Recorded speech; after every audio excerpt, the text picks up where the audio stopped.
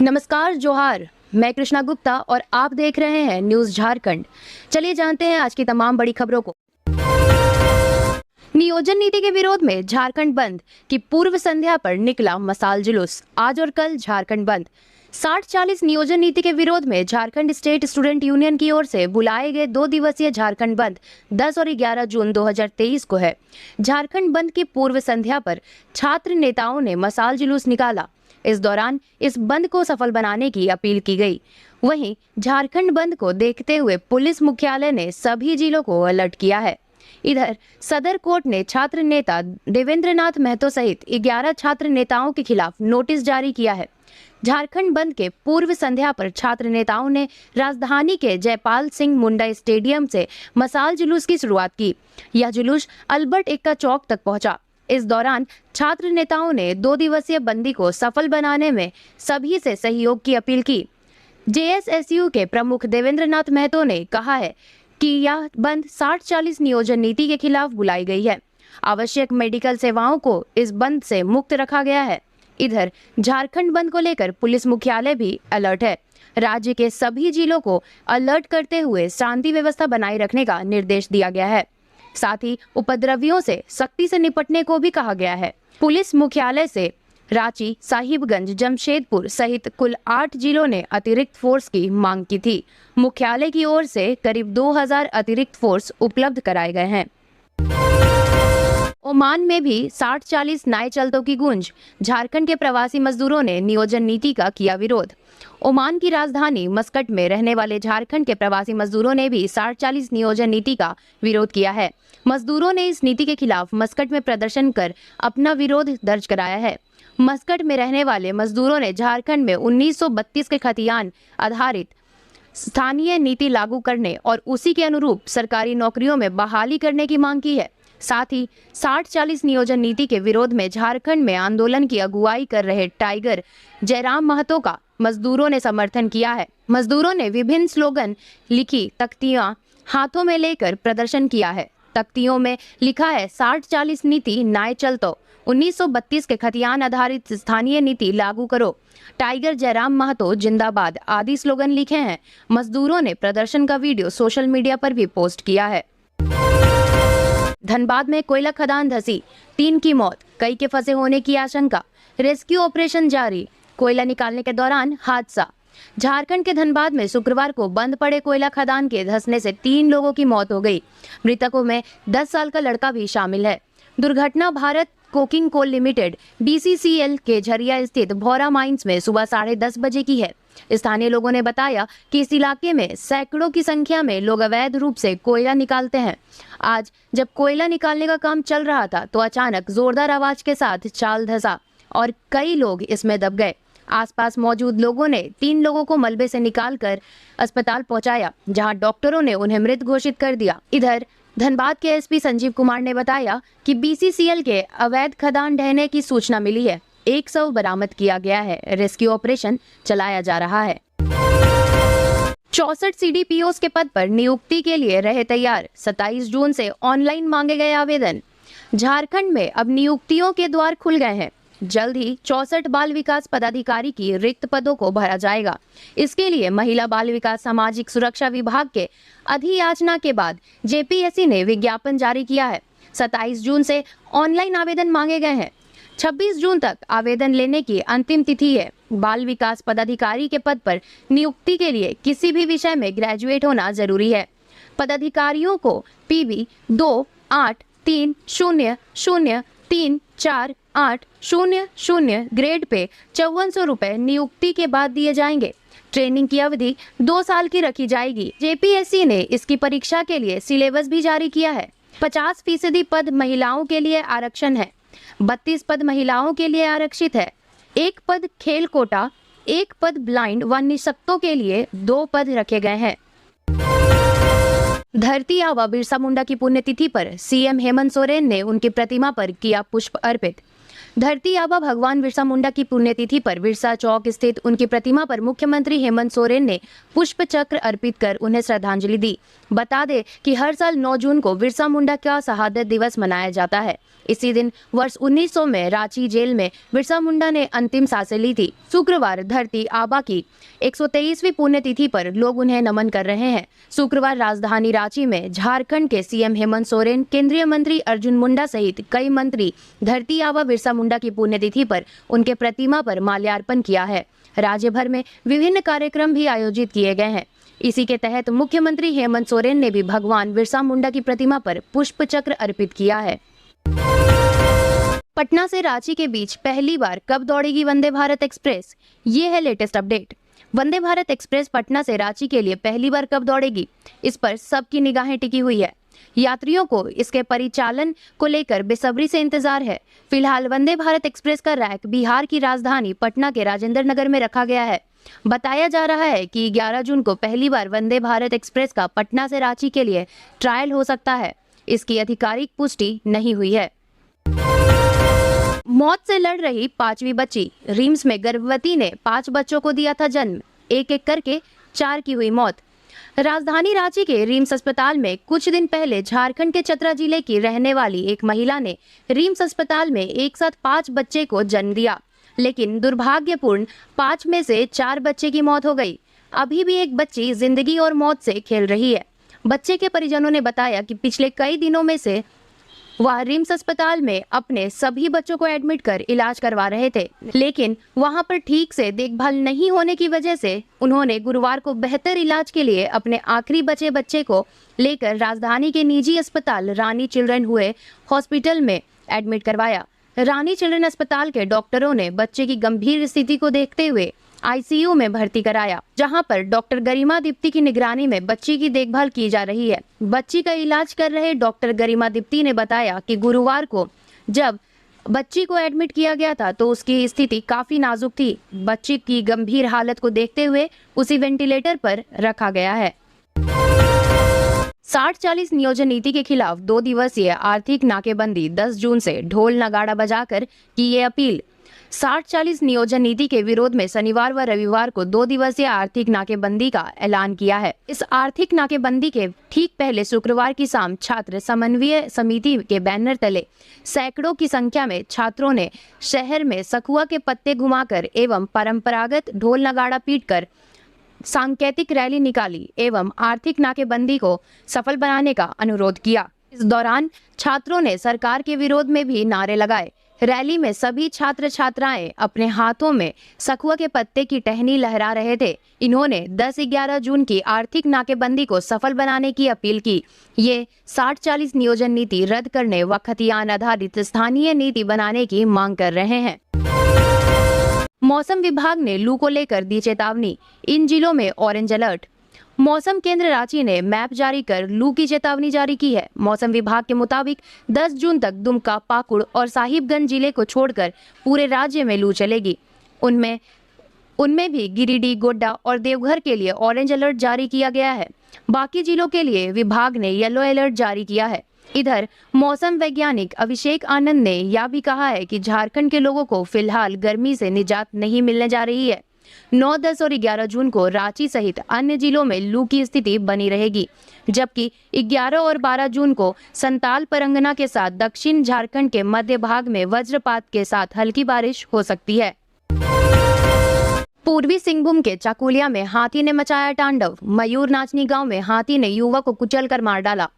पूर्वी सिंहभूम जिले के घाटसील अनुमंडल स्थित चाकुलिया वन क्षेत्र के सोना हातू पंचायत स्थित मयूर नाचनी गांव में गुरुवार की रात जंगली हाथी ने जमकर उत्पात मचाया। हाथी में गांव के घर में घुसकर युवक को कुचलकर मौत के घाट उतार दिया। मृतक की पहचान गांव के सबान बास के उम्र 27 वर्ष के रूप में हुई है। हाथी के भय से सबान बास्के की पत्नी और बच्चों ने पड़ोस के घर में भागकर अपनी जान बचाई। प्यार में धोखा मिला तो प्रेमिका बैठ गई प्रेमी के घर धरने पर, कह रही साथ रहना चाहती हूँ। प्यार में धोखा मिलने के बाद अब लड़कियां अधिकतर मामले में चुप नहीं बैठती हैं। अपने प्रेमी को पाने के लिए अब वह लोक लाज की चिंता किए बिना हर रास्ते पर चलने को तैयार रहती हैं। ऐसा ही कुछ देखने को मिला है बोकारो के पिटरवार थाना क्षेत्र अंतर्गत पिछड़ी दक्षिणी पंचायत में, जहां एक प्रेमिका को धोखा मिला तो वह अपने प्रेमी के घर के बाहर धरने पर बैठ गई। पिछले 72 घंटे से ज्यादा समय से वह प्रेमी के घर पर बैठी है। युवती का नाम बाहामुनि है। प्रेमी का नाम लालधारी बास्की है।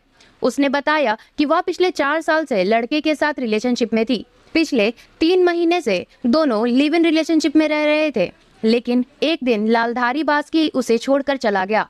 पहले तो लड़की ने उसे बहुत मनाने की कोशिश की, लेकिन जब वह नहीं मानी तो युवती प्रेमी के घर के बाहर धरने पर बैठ गई। रामनवमी तक तपोवन मंदिर का काम करे पूरा। रांची के सीवरेज ड्रेनेज को जल्द बनवाए, डीपीआर विनय चौबे। अगले रामनवमी तक हर हाल में निवारनपुर से तपोवन मंदिर और उसके आसपास के विकास के कार्य को अवश्य पूरा किया जाए। अल्बर्ट इक्का चौक से चडरी होते हुए कचहरी चौक और राजकीय पुस्तकालय वाले सड़क को शामिल करते हुए चौड़ीकरण और सुंदरीकरण का काम ससमय शुरू करें। इसके अलावा न्यू मार्केट से विकास एवं सुंदरीकरण का कार्य भी जल्द आरंभ कराएं। ये बातें नगर विकास एवं आवास विभाग के सचिव विनय कुमार चौबे ने मुख्यमंत्री सचिवालय स्थित कार्यालय में शुक्रवार को लंबित कार्यों की समीक्षा में के क्रम में कही। रांची में लगभग नए 2 लाख आवासों तक पानी पहुंचाने के काम को लेकर उन्होंने कहा कि पाइपलाइन बिछाने में किसी प्रकार की अड़चन आ रही हो तो अन्य विभागों से समन्वय स्थापित करें। हर हाल में पेयजलापूर्ति की योजनाएं पूरी कर आम लोगों को राहत पहुंचाने का काम किया जाए। अमित अग्रवाल और दिलीप घोष ईडी की रिमांड पर। जमीन घोटाला मामले में सामने आएंगे कई राज। कोर्ट ने आरोपियों को 72 घंटे की रिमांड पर भेजा। रांची में सेना की जमीन पर कब्जे के मामले में कारोबारी अमित अग्रवाल एवं जगत बंडू टी एस्टेट के मालिक दिलीप घोष को 72 घंटे के लिए ईडी की रिमांड पर भेजा गया है। ईडी अब इनसे पूछताछ करेगी। शुक्रवार को ईडी के विशेष न्यायाधीश दिनेश राय की कोर्ट ने ईडी को इन दोनों से पूछताछ के लिए 72 घंटे की रिमांड पर भेजने का आदेश दिया है। ईडी ने 5 दिनों की रिमांड मांगी थी, लेकिन कोर्ट ने सिर्फ 72 घंटे की रिमांड दी है। 7 जून को देर रात कोलकाता में इन दोनों की गिरफ्तारी हुई थी। पलामू में राज्यपाल ने धरती आबा को किया नमन। ग्रामीणों से बात करते हुए कहा, मैं जल्द ही हिंदी में संवाद करूंगा। राज्यपाल सीपी राधाकृष्णन ने शुक्रवार धरती आबा भगवान बिरसा मुंडा की पुण्यतिथि पर मेंदिनी नगर स्टेशन रोड स्थित धरती बिरसा मुंडा की प्रतिमा पर माल्यार्पण कर श्रद्धा सुमन अर्पित की। इसके बाद power grid corporation of India limited एवं सिंचाई विभाग के अधिकारियों के साथ पलामू परिसदन में समीक्षा बैठक की। समीक्षा करते हुए कहा कि उन्होंने लहलहे पंचायत भवन में ग्रामीणों से संवाद कर पता चला कि पावर ग्रिड द्वारा अधिकृत भूमि का उचित मुआवजा नहीं प्रदान किया जा रहा है और न ही इस कॉरपोरेशन द्वारा CSR के तहत कार्य हो रहा है। उन्होंने अधिकारियों व उपायुक्त से इनकी मांगों पर ध्यान देते हुए इनकी वस्तु स्थिति से उच्च अधिकारियों को अवगत कराने के लिए कहा। राजधानी में अपराधी माफिया बेलगाम, डीजीपी के साथ मुख्यमंत्री करे समीक्षा बैठक। बाबूलाल मरांडी। राजधानी सहित राज्य भर में कानून व्यवस्था को लेकर बाबूलाल मरांडी ने हेमंत सरकार पर हमला बोला है। उन्होंने कहा कि राज्य की कानून व्यवस्था ध्वस्त हो चुकी है। रांची के एसएसपी जहां कानून व्यवस्था की समीक्षा बैठक कर रहे थे, ठीक वहां से 500 मीटर की दूरी पर चेन स्नैचिंग हो रही थी। थानों से महज कुछ दूरी पर हत्या हो जा रही है, डकैती हो जा रही है, छिनतई हो जा रही है और यहाँ तक कि दुकान में घुसकर अपराधी सामान लूट ले रहे हैं। सवाल है कि पुलिस क्या कर रही है? कानून व्यवस्था मजबूत होती है पुलिस की हनक से, इकबाल से, लेकिन हमारी पुलिस किस काम में अधिक व्यस्त है? लगता है पुलिस का ज्यादा समय सत्ता के खिलाफ आवाज उठाने वालों को सबक सिखाने और सहयोग के बदले सेवा के गोरख धंधे में ही निकल जाता है। जेईई एडवांस में है इतनी रैंक तो प्रतिष्ठित संस्थान से फ्री में बीटेक का मौका। जेईई एडवांस में 600 तक रैंक लाने वाले के लिए आईआईटी आईएसएम धनबाद ने फ्री बीटेक कराने का ऑफर दिया है। ये ऑफर खासकर टॉपर स्टूडेंट्स को आकर्षित करने के लिए दिया गया है। संस्थान की ओर से पढ़ाई आईआरडी फंड से कराई जाएगी। फ्री कोर्स के तहत ट्यूशन फीस, वार्षिक फीस, सेमेस्टर फीस और हॉस्टल फीस से भी छूट दी जाएगी। आईआईटी आईएसएम धनबाद में 14 बीटेक प्रोग्राम के लिए 1125 सीटें हैं। गुमला में पशु तस्करी के 10 आरोपितों को भेजा गया जेल। जरूरतमंद किसानों के बीच बांटा गया 180 से अधिक जब्त गोवंशीय पशु। जिले की कुड़ुमगढ़ थाना पुलिस ने गिरफ्तार 10 पशु तस्करों को शुक्रवार को गुमला जेल भेज दिया। साथ ही जब्त 180 गोवंशीय पशुओं को जरूरतमंद किसानों के बीच बांट दिया गया। उल्लेखनीय है कि कुरुमगढ़ थाना प्रभारी नीतीश कुमार ने गुरुवार को अहले सुबह 180 से भी अधिक गोवंश पशुओं की तस्करी करते थाना क्षेत्र के रोघाडी गांव के पास 10 तस्करों को गिरफ्तार किया था। सभी आरोपितों को कुरुमगढ़ थाना में रखा गया था, जबकि जब्त पशुओं को थाना परिसर में रखा गया था। झारखंड राज्य आवास बोर्ड के नए अध्यक्ष संजय लाल पासवान ने ग्रहण किया पदभार। कहा, बोर्ड की खाली पड़ी जमीन को कराया जाएगा अतिक्रमण मुक्त।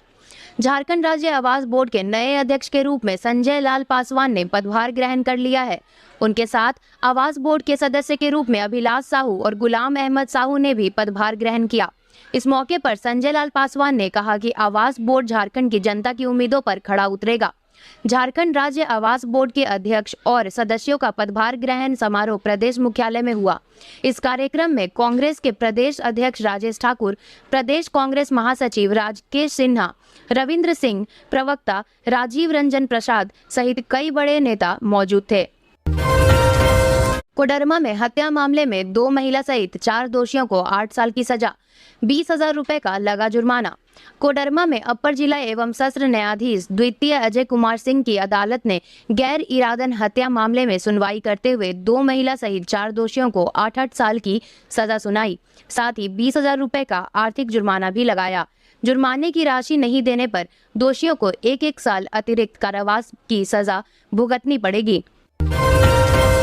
अर्जुन मुंडा ने बिरसा मुंडा की प्रतिमा और समाधि स्थल पर पुष्पांजलि की अर्पित।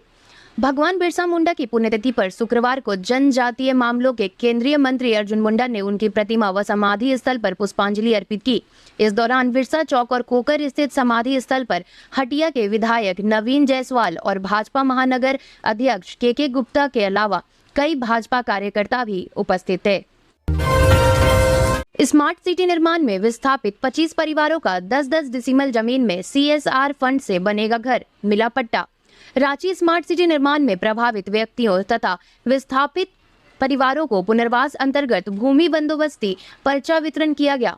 समाहरणालय ब्लॉक ए स्थित DC सभागार में शुक्रवार को सचिव नगर विकास विभाग एवं आवास विभाग विनय चौबे की उपस्थिति में 25 परिवारों में से 22 को मौके पर पर्चा दिया गया। 3 उपस्थित नहीं थे। ऐसे में संबंधित अंचलाधिकारी को निर्देश दिया गया कि बुद्धू अहीर, अमित कश्यप एवं सोमा संगा से मिलकर उन्हें पर्चा उपलब्ध कराएं। कॉलेज प्रिंसिपल की हत्या से फैली सनसनी, झामुमो के सक्रिय नेता थे प्राचार्य। गोड्डा जिले में अपराधियों का दुस्साहस इस कदर बढ़ गया है कि कॉलेज के प्रिंसिपल तक को नहीं छोड़ा। शुक्रवार सुबह जिले से बड़ी घटना सामने निकल कर आई है। दरअसल बसंत राय स्थित मौलाना अब्दुल कलाम आजाद कॉलेज के प्राचार्य डॉक्टर नसीरुद्दीन की हत्या कर दी गई है। गुरुवार को उनका अपहरण किया गया था। आज उनकी हत्या की खबर सामने आई। शुक्रवार सुबह उनका शव महगामा दियाजोरी के पास मिला है। बता दे कि डॉक्टर नसीरुद्दीन काफी चर्चित प्रिंसिपल थे। उनकी हत्या के बाद पूरे जिले में सनसनी फैल गई है। आवास बोर्ड के नवनियुक्त अध्यक्ष संजय पासवान, सदस्य अभिलाष साहू ने लिया पदभार। झारखंड राज्य आवास बोर्ड के नवनियुक्त अध्यक्ष संजय लाल पासवान, सदस्य अभिलाष साहू ने शुक्रवार को पदभार ग्रहण किया। प्रभार ग्रहण करने के उपरांत संजय लाल पासवान ने प्रदेश कांग्रेस प्रभारी अविनाश पांडे, प्रदेश अध्यक्ष राजेश ठाकुर, विधायक दल नेता आलमगीर आलम के प्रति आभार व्यक्त कर कहा कि हम जैसे कार्यकर्ताओं को जगह दिया गया।